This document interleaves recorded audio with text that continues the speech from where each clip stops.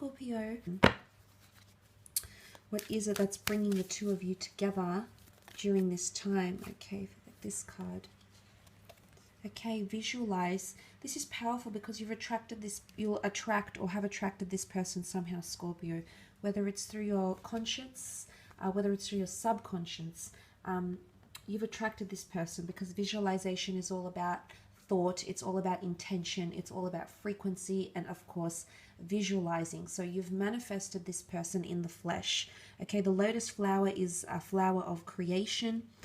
So I feel like you've manifested this connection here, but also this person has manifested you. And if we look at the number here, it's the number 7 and 1, which make 8. 8 is an equalizing number. It's a number of abundance, and it's a number of seeing things in the physical realm, resources, attraction, relationship. So this is forming for a higher purpose, okay? There's something that you need to learn from this. There's been a lot of thought. You can see her in meditation here. Thought, intention, and energy that has gone into attracting this person. But I also want to say that this relationship can be something that you can mold through law of attraction. So if that makes any sense at all for any of you watching, it's almost like you can have a very idealistic relationship because you can mold it. It's because you've brought it into creation. I feel as though you can continue to keep creating, but it is a very beautiful attraction because like attracts like, and the fact that the two of you are coming together is really, really powerful. Let's move on and have a look at the strengths of this connection.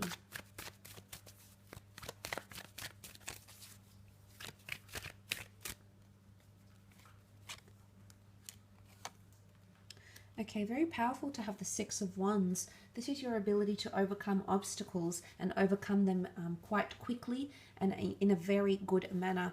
The 6 of Wands is about success, okay? It can be about showmanship. It can be about boasting success. So I feel like the two of you will be very proud to be connected to each other. I feel like you'll feel very secure in your relationship as well. The 6 of Wands is your ability to overcome arguments, overcome debate, overcome opposition, or overcome conflict. And what I love about him here is if he's on the horse here with his laurel wreath of victory. Okay, this is victory, but he's elevated. And what I think this translates to here, Scorpio, is that you'll be elevated to this person, and this person will be elevated for you. So there's a lot of respect, there's a lot of admiration, and there's a lot of importance that you're going to place on this person. But this will be reciprocated, and this can definitely lead you into a successful and smooth running relationship. Attraction will also be one of your strong points, a very strong spiritual or sexual connection. This will help your relationship create more bondship and or intimacy with that 6 of Wands energy. Okay, you also have the 10 of Swords as one of your strengths. This is air energy, so this is all about communication, way of thinking, way of communicating with each other. And if the 10 of Swords is coming up as your strength, then it's your ability to heal together. I don't know if this is from the past. I don't know if you'll encounter things together, but your ability to move past it, to surpass these obstacles, will definitely be one of your strong points. It's also ending negative energy. You can see the darkness here. There's something new that dawns on the horizon, and it can be described as an old way of life dying. So I feel the two of you will help either overcome each other's darkness, insecurities, addictions, pains, traumas, or betrayals. I don't think this is a relationship that's going to have betrayals. I think it's more to do with the fact that you can heal from them. And again, putting an end to the darkness. So if there is toxic energy, if there is toxic behavior, if there is mind games, the fact is one of your strengths is your ability to acknowledge that, to realize it, put it out there in the open, and then do away with it. Remove that toxic energy from your relationship, from this person. So I really feel like the reason why you've been brought together is to help change, is to help the both of you change as people, but it's also to get rid of some sort of darkness that's around you. Don't know if it's depression, I don't know if it's other preconceived notions of love given your past or given their past, but it might have something directly linked with that, Scorpio. Let's have a look at areas where you may face challenge.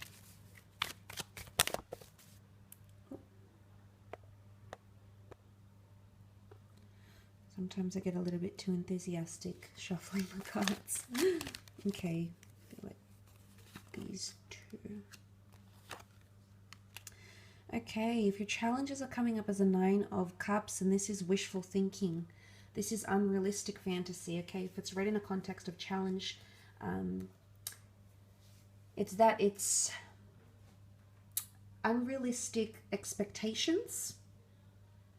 Unrealistic expectations in regards to emotions. Cups are water, cups are emotion.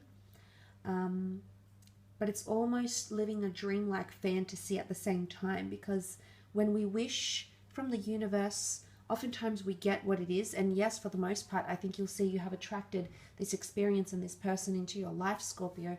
But in another aspect, if this isn't a challenge, then in your relationship, it's unrealistic dreaming, or it's dreaming about a relationship, an ideal of a relationship that isn't the one you're going to be in.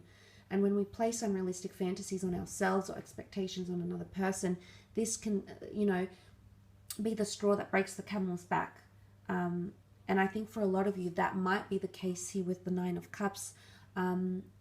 It's living in a bit of a fantasy, or choosing to not see the dark, choosing not to see that toxic side and just going along with it anyway and saying, no, it's all hunky-dory. Well, no, not really. It won't be all the time. There is no relationship that's, smooth running 100% of the time. So look, you might face these challenges in that regard here. So I want you to be mindful, I guess, of the expectations you're placing, what it is that you want from this person, what it is that you want them to do for you, Scorpio. Because if you're hoping they're going to come in and they're going to heal you completely and the rest will just be history, it's not something you can place on that person. That would be a burden. It's something that you have to work through together. More so, it's more internal. But if this person comes along and wants to help, great. If they can help you on that journey, excellent. But for the most part, it might be unrealistic wishes, fantasies, and expectations. Now, you also have the Queen of Swords, which is quite interesting. She represents direction. She represents things that are very honest and open. So I'm thinking too much direction in your relationship could be an obstacle. Either you being too honest too quickly, or you being too direct and not being sensitive to this other person's emotions, or this person not being sensitive to yours.